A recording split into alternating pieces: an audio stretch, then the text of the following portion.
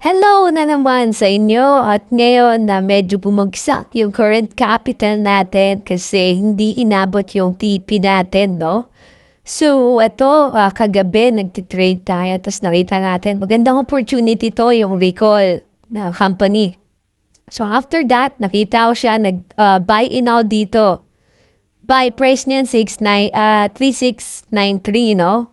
Ayan, pagka-buy price niyan, humangat na. Pahinga ako saglit kasi worn out eh. Full day tayo nag-work tapos gabi trading, no? Tapos napag-isipan ko magpahinga kasi nag-set naman ako ng stop loss and nag-set naman ako ng trigger hit ng pang-gain. Pero sadly, no? Accept tayo ng buy dito. Tapos nakita ko yung momentum ng Ethereum and Bitcoin. Sabi ko, okay, possible siyang mabot dito sa tuktok natin. So, ito yung ginawa ko. Hit at gain na hit dito sa 4041. Ay, yan yung ginawa nating hit kasi binase natin siya dito. Dapat pala, binabaho pa siya konti. Kahit dyan lang kahit binabaho lang ng onteng-onteng to. Pinaabot ko lang sana dito sa week na to. 4023 sana, nag-out na tayo, naka-trigger sana tayo, limit ng out sa 403. Kasi hindi, sinobra ako ng onte kasi nakita ko ang potential dito. Yung sagat niya, dito ko siya pinaabot talaga. Dito sa baba na ito, kaso sabi ko, okay, gitna natin, 4044. 404, yan yung sit natin. Tapos sadly, ng buhay natin na to, no? Hindi siya na-hit. Nakakadupot na nag-breakout, nagkaroon ng momentum, Bitcoin and Ethereum, tapos hindi na-hit yung ating gain. So, dapat gain tayo dun ng around $25 to $30 ata. Tapos, di dapat, ngayon, dahil di pa na gain yun, nag-round trip, ayan yung isang risk-reward ratio ng na hindi magigain yung hit mo, no? Kasi two possible outcomes yan eh. So, kung hindi siya na-hit, kung wala akong dinagay na trigger area para sa gain ko, tapos nag-breakout siya, di lipad yung yung futures mo. Kung lumipad si Ethereum, as in, gumana siya talagang. Nagkaroon siya ng maganda-gandang momentum, kas lumipad siya talaga. Kung lumipad yung Ethereum, nagtuloy-tuloy siya up to 4,300. Ayun, kasama yung potent mo dun. Sayong-sayo na yun, lilipad na yun hanggang sa dulo. Kasi, isipin mo hindi ka naglagay ng order. Kung lumipad yan, sabihin natin, bumalik man siya kahit dito lang. Kasi na-break niya na to, hindi pa siya nagtuloy-tuloy ba? So, kung titignan mo lang,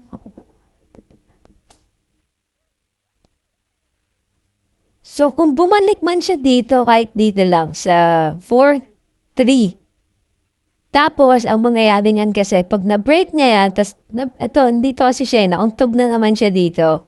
So, pero kung na-break niya yan, binalik niya yan, no? So, binalik niya yan, kaso nauntog siya, dapat pala talaga, nagano ko na mga 11:30 ata, 11. Nakita ko na may gain na ako, ganda na, trade natin, may gain na ako ng $20 on both futures. Sige, tingnan natin, nantayin natin mahit. Tapos, iniwat ko na naman. Tapos, yung napalagpuntog niya.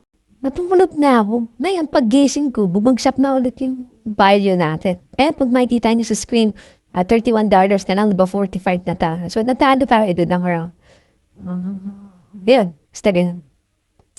So, ito, ayan, dyan siya naugtog. Pero, kung hindi ako naglagay ng entry, ng trigger gate doon, tapos biglang nag-breakout siya papunta dito sa 43, tas saka siya naugtog. Kung dito siya nauntog sa 43, tapos dito na ulit siya mag-range, dyan, sa dalawang yan, dyan siya mag-range, no? Kasi ayan ito Ito, 43, tapos dito magre-range yan sa 4-1. So, pabalik-balik na siya dyan.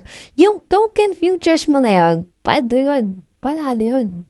Kasi kung titingnan mo, abot ka naman na doon. 70 to $100. Kasi kung nag 10% si Ethereum, 7% si Ethereum that time, most probably, mga 10 to 15% yun yung kinuhaan ko. So, tignan natin position order tayo. Tignan natin. Kanina inabot natin, nakala natin hanggang ano ka na naman. Ba? Kasi hindi mo, babalik siya dito, mukhang pang pendant. So, ang nangyari nun, ayun nga, yung sa recall, dalawa yan recall tsaka auction. Tapos, nung kinuha natin yon, umabot na yung capital natin. Di ba nagsimula tayo sa $1? Naging 45. 78 na siya. Kagabi. 75 ata. Tapos, ayun nung nangyari. 78 na. Dapat pala, nag-close all na tayo. Isipin mo yun. Kinuha mo yung trade mo, tapos nag-close all ka. Ayan tignan niya. Nakikita yun naman. So, tano tayo ng 337, $37 na lang siya gabi. Kasi nag-gain tayo dito na sa Arkham and sa Sumi, na ganyan, tuloy-tuloy. Tano din sa baba. Tapos, kung na-out yan, ito, kapaligan natin sa, dito tayo sa record. Tignan na natin. Ang bagay talaga ng laptop, man, pag nag-record 3 movies or stream. So, magpagpasensya niya na. Ang pinipindot ko na pero wala nagbabago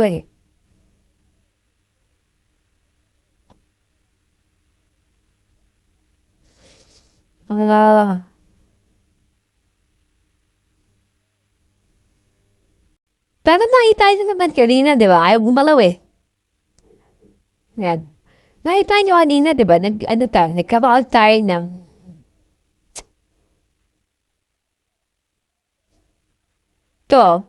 yung buy natin dito, pag makikita niyo, average SP 793. 7938. Diyan pa lang nag-buy na tayo niyan, mga kongregor. 7938, dito nag-buy na tayo niyan. Tapos, plus 2.6, Umat na tayo dito sa option ng 7% pa. $20 na yun pa. Kongregor, di dapat nasa $77 na tayo ngayon. 7% na sana tayo ng challenge natin. Di yung current challenge natin, 4%, naging 7 na. Milestone na naman. Kaso di natin na-trade. Di natin na-out. So, ngayon, nag-round trip siya dito. Sipin mo, out na sana ito dito. Tapos, pagka-out nun, pwede na sana ako bumili ngayon dito. Tapos, kung na bumili ako ngayon ulit dito, okay lang na matalo ng $2 to $3, $4. Bawi lang yun, may $70 lang tayo. Importante, na out sana natin yung nandito, nung 11, oras ba to? 12:15. Oras ba, may naghaharutan ng asawa mo?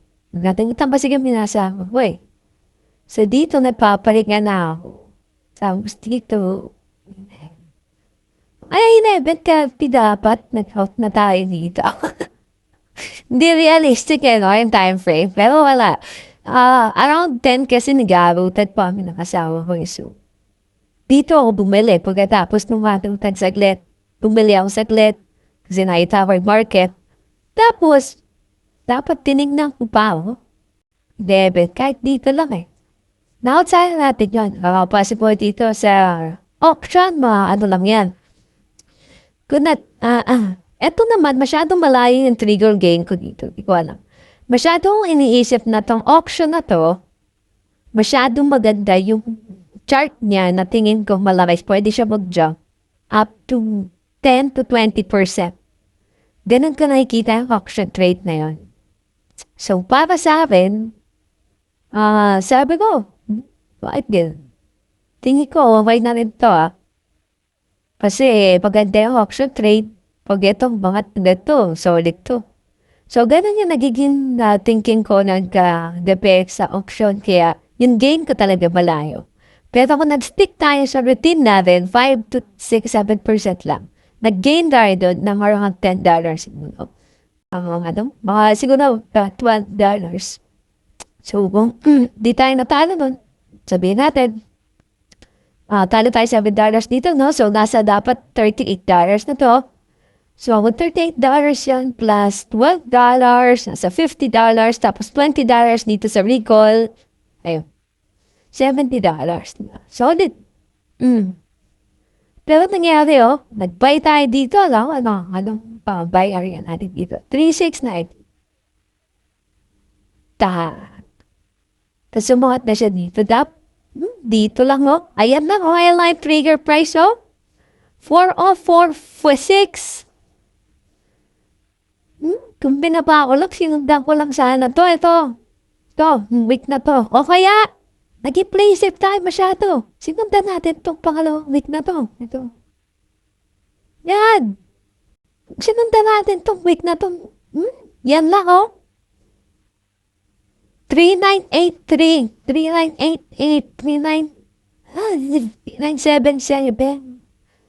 Yun yung mga sinundan natin, naka-outside na tayo dito. Kasi kung titignan mo naman, sa 4-0 pa po, dito kakabutin yan. Pero yung tinitignan po. Dapat pala, dito nga lang. Bali kung pinot ko na to, 3988, parang 3977. Diba? At nasano tayo, 10%. $25 sana. Kumita tayo 2,000 kahapon dito sa account na to. Kaya wala, okay lang. Marami tayong dun sa iba ka ba. Alam mo yun, yung challenge kasi naaagigil Gusto ko siyang mangyari talaga. Naniniwala ko it can happen. Kasi nangyari nga siya sa ibang tao before. Ito yung mga challenge na kaya nating gawin. Pero naniniwala siya, pag siyempre, mas malayong capital, mas malaki mapupuntahan kung lalo lang biyasa ka sa trading. Pero kung di ka biyasa, gusto mo lang mag-try for fun, and then gusto mo maging habit to, gusto mo magkaroon ng knowledge, ito, sabay ka lang dito sa akin. Yung trading signals ko nga pala, yung mismong nangyayaring trade. Nandyan sa, sign up lang kayo, tapos, pag nakapasok na kayo dyan sa sign up, comment nyo dad, lagay yung UUID nyo, tapos saligay sa Discord namin. Kasi doon kami naglalapag ng trades. Siyempre, di mga ka-hungry ko na play safe, wala nakapag-out yun lahat. Ako lang, kasi nga, nakastick ako dito sa $1 account. Pero yung account ko, na solo account, kumita yun. 10% na. Tapos, sa account ko kasi na normal, meron na akong spot, meron na akong futures. So, kunyari, ito, nag-spot ako kahapon dito. Tapos, mga siya dyan, hindi talaga ako nagsisell. Yung spot ko talaga is mostly for long term talaga siya. Na, possible siya kumabot ng bumalik dito sa pinaka-top-top. Ngayon, bumibili ako dyan, diba? So, mag-out lang ako pag nabot niya itong mga top-top na to, umangat pa siya dyan kasi malayo pa pupunta na itong recall So, pag nag $1 pa siya, o kaya $2, saka ako mag-out via swing spot. Pero sa futures, ayun, nag-trade lang tayo dito. Kaya yung account natin, paldo, account ng mga kasama sa Discord, paldo, yung $1 account natin, nagkaroon siya ng hiccup, obstacle, okay lang. Mali tayong trades, ngayon nakikita natin na bubagsak at yung isang possible trade kasi doon na na-trade mo. May dulo unless babagsak pa si Ethereum and Bitcoin. Pero, pag bumagsak siya doon, ayun na yung risk reward mo. Pero pag umangat na siya at balik mo siya dito, 10% gain, depende na gano'n ka lang ipunanagay. So, para sa akin, ayun, isang magandang lesson yan. Na dapat, alam ko na yun pero alam mo. Pero dapat hindi na nangyari, tapos naging 7% na lang, tapos gumana na yung plano natin. Pag ito kasi, umabot na siya sa $100 na account. Ito, pwede mo na i-up yung margin niya. Kasi ngayon yung margin natin, maliit-liit pa naman. Titingnan mo up, yung mga margin ko nasa $300, 300 to 175. Pero, pag ito, napunta na tayo sa $100 account na to. Pag-up na itong margin na to, magsisimula na siya mag-start ng quantity natin sa $400 or $500. So, syempre, pag mas malalaki yung capital mo dito, nagkakaroon siya ng quantity niya. Yung 10% ng $330 yun. Yung 10% ng $500 mo, $50. So, mas malaki yung possible na kitain natin through bet and margin. So, ayun lang. Sana nag-gate kayo doon sa break na sa pump kagabi. Hindi kayo nadara dito sa ginawa mo. Maganda-ganda sana. So, okay. See you.